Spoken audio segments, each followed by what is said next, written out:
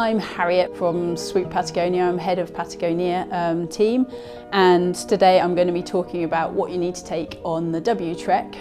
Given the really changeable weather in Patagonia, it's really important to have all sorts of different kits. So let me get you through that now.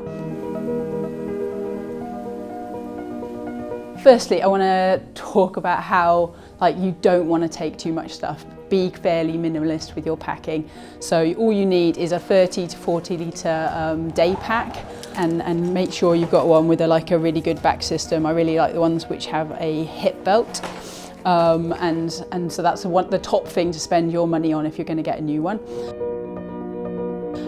The second thing is boots. So it is quite rainy in Patagonia, and it can get quite muddy underfoot, so it's quite good to have an ankle on your boot and to have those waterproof boots. So having a Gore-Tex lining is perfect, or a all leather boot that's fully waterproof.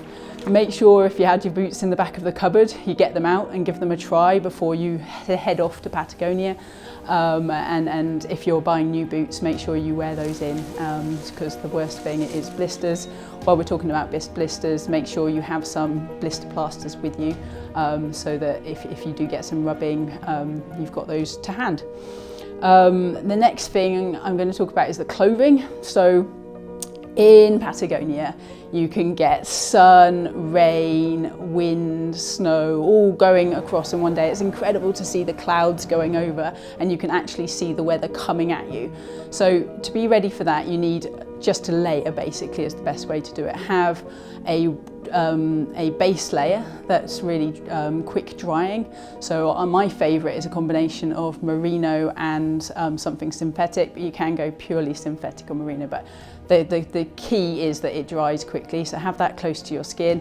I like to wear leggings on my bottom half, but also quick drying trousers. And then on top of that, I have a micro fleece, and then a kind of thicker synthetic down on top of that. Some people prefer pure down, although it doesn't work very well when it's wet. So for Patagonia, go for that. Then have one set of spare clothes that you can wear when you're at the refugios in the evening, and then waterproof trousers and a waterproof top, a jacket are really important. The third thing I would spend money on, so you've got your rucksack, your boots, and your jacket is the third thing I would spend money on if you're going to spend a lot of money. And yeah, the waterproof trousers aren't as important. Then water bottle, have one water bottle. You can drink from lots of the streams in Patagonia, so make sure you get one that's got a nice big sort of mouth, so that you can actually fill up your water bottle really easily. And then, because it is fairly likely to rain, make sure you've got all of your stuff in either one big dry bag or black plastic bin bag, or I prefer to use dry bags, because then you can sort of segregate all your stuff into separate bits and pieces.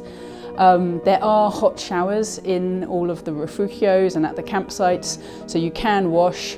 Don't take all of your toiletries. I just take some toothpaste, a comb, and then a little bottle of shampoo that I use for washing everything, and then a little pack towel that fits in nicely. Take a sun hat and sun cream, sunglasses, it can be sunny, and then also gloves and a hat and a buff just to keep yourself warm.